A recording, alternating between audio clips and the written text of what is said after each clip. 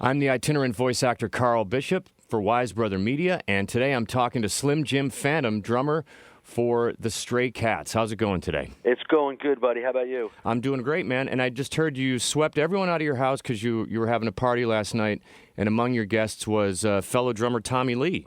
Oh, yeah. Everybody was here. It was, Who else was there? I knew I had to be up at 6 o'clock, so I just kept them all going. Why not? That's a great approach because you sound bright-eyed and bushy-tailed for the interview today. Now the sun's coming up, so I'm going to pull the shades down, and I was just on a flight, and I saved one of those Zorro masks so I could put that on and go to sleep. Yeah. Well, now in rock and roll, they say you get to sleep till noon, but it doesn't sound like that's going to work for you today. That was what they told me. When we were kids, part of it was, early days playing clubs and that. Uh-huh. Before we made a record, we played clubs around New York, and we got to sleep till noon. Wow. And I thought that's the promise of your life. You can eat breakfast at 4 o'clock in the afternoon, and then you start getting ready, and then you're ready to go out to the first, the early round, and Not happening. No. But on the flip side, you get to hang out with Tommy Lee and party until early in the morning. Oh, yeah. There's a bunch of, all drummer pals together. That snare drum roll and the turnaround of Rock This Town, it was one of the things that made me want to play drums, that and listening to Ginger Baker's tom work. But what really was cool about your music and the Stray Cats was that it brought my mother and me out on the dance floor at the same time. She completely loved you guys and loved what you did. First of all, I'm so happy you said that about the drums, because as a drummer, that's what any drummer, speak to Tommy Lee or speak to, any drummer that you want, name a drummer, and I'll tell you, what you want out of life is to have one signature. Yeah. That 100 years later, every drummer will know, like the drum roll in Hound Dog, like the intro. That's kind of what that rock reminded and roll, me of. Led Zeppelin, that one drum fill Charlie Watts plays in the Honky Tonk Women in the middle, something like that. That every drummer, Ringo's got 20 of them, Every drummer wants one of those. Right. Now, what about your parents? Usually the kids that go on to play rock and roll, the parents are like, "Oh my God, I don't understand this music." But you were kind of playing their music in a way, weren't you? Well, yeah, that was the thing, because I didn't really know that music existed. There was an oldie station. You might hear something amazing like Blueberry Hill or Rock Around the Clock, and it was the oldie station. Yeah. Which now is the Stray Cats and Duran Duran, but back then it was. We just got through that music through the back door a little bit. Tell me how that happened, because most people they heard the Beatles, they heard the Stones, and they went forward from that and went toward a heavier version of it. But you guys went kind of backward, didn't you? We kind of went backwards, yeah. We're just being liner note album sleeve geek that I am, which most drummers are, and you got to me. I had the Beatles and the Stones, and I had some older cousins. He had the live Stones album where they did 2 Chuck Berry songs, and my mother, as a gag gift, had gotten the first Beatles album, and I had another cousin who had Blind Faith, and the Who, and you look who's Summertime Blues, I love that song. Pete Townsend, it's written by E. Cochran. Yeah. Who's E. Cochran, And just going about it the back door, finding Carl Perkins, finding Eddie Cochran, finding Gene Vincent, finding Buddy Holly, who's on, I think the Stones, one of their first singles was Not Fade Away, which is a Buddy Holly song.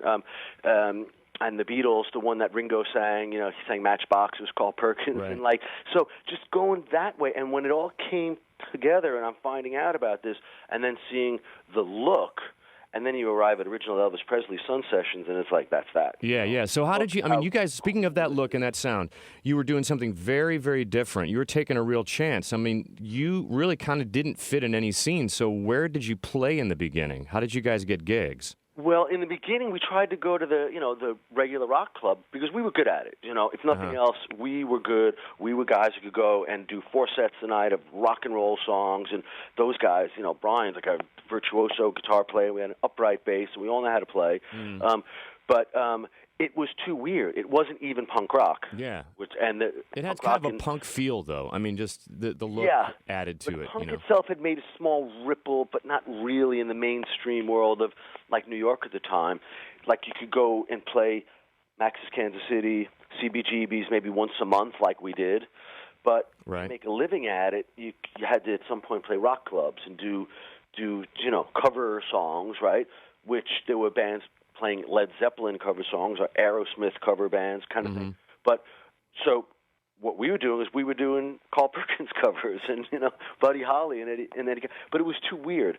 So we found our own scene, kind of. We just went around to bars that we knew in and around South Shore, Long Island, where we're from, and just went to the bartenders, who's usually the owners, and said, if you let us play here on Tuesdays, we'll pack it out. We'll bring our kids. Because we had about 100 kids that followed us everywhere, and they weren't rockabilly people. They were like hard partying, kind of music-loving people of that age who would have gone out and who adopted us. They didn't want to go see the Led Zeppelin cover band. They came to see us instead, Right, yeah. So we had a group of those places that we did Tuesday. We did Monday through Saturday or Tuesday through Saturday every week, 4 sets a night, 5 nights a week for a year and a half. So when we got a couple of breaks, we were ready for it and very good at it. And we were happy to do it because we loved it so much that we would, happy to get dressed up and go out every night and play for 4 hours. We loved it. So hey, man, it was all a little bit being alternative route. Being from Long Island, how the heck did you lose your Long Island accent?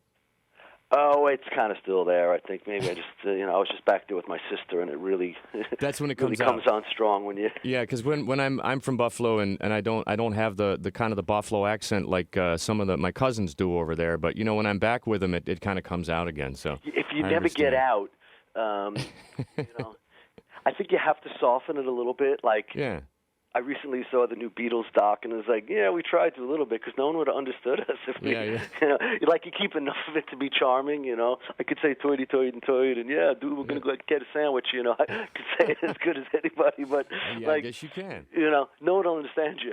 As an amateur drummer and singer myself, I was always like, I like the guy in cowboy mouth as kind of an idol because he's right out front and he's singing, And you're not the lead singer, but you are right out front and you have a stand-up kit, which is really unusual. And I just think that's the coolest thing. Like, how did that come about?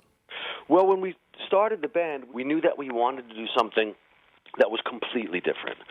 And there were, even in the old groups that we were able to find some photographs. It was really hard. Now you just can't punch in Buddy Holly on Ed Sullivan. It's amazing. You can see everything. We were trying to do this all from like secondhand records that we managed to find there was one little snapshot on the back kind of thing. So we would, even when we saw that, there was a smaller drum kit and a double bass, but there was still second line. It was behind the There were 2 lines on the stage. Even Ringo, it was like behind the band. But we wanted to do something different, and no one had ever put the band all in a front line. No one was behind anyone else. And the way to do that would be, we saw some photographs of Gene Vincent and the Blue Caps, and the drummer was like standing up, which I would later find out was only in the photographs. I thought it was. And we really were making a conscious effort to do something different. So, we had all these gigs, and we were playing every night, so we were able to try things. And early on, we said, let's put the drums at the front and the bass at the front, and we'll just have a line right across. And then we can incorporate, standing on the drum, and everyone could sing. And it was really like a new thing. And we all kind of took to it very, very quickly. We knew we were onto something. Like, no one's ever done this. It's really good. We're getting a reaction. So let's develop it. Yeah, you've hung out with George Harrison, you've hung out with Keith Richards, you've really you've gone all over the globe. You've got some really cool stories, and all of them people can read in A Stray Cat Struts: My Life as a Rockabilly Rebel, which is your book that is out now.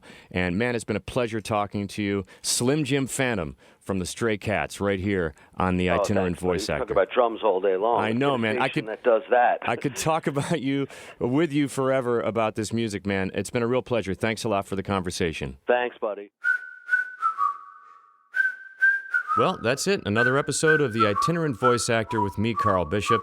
Special thanks to Johnny and Robert at Wise Brother Media, celebrity booker Paul Adamo, my partner in crime David Levin at Brainstorm Inc., and the super talented Noel Honig at the Drawing Room NYC, who created the logo for us. More episodes of Itinerant Voice Actor coming soon. Thanks for listening.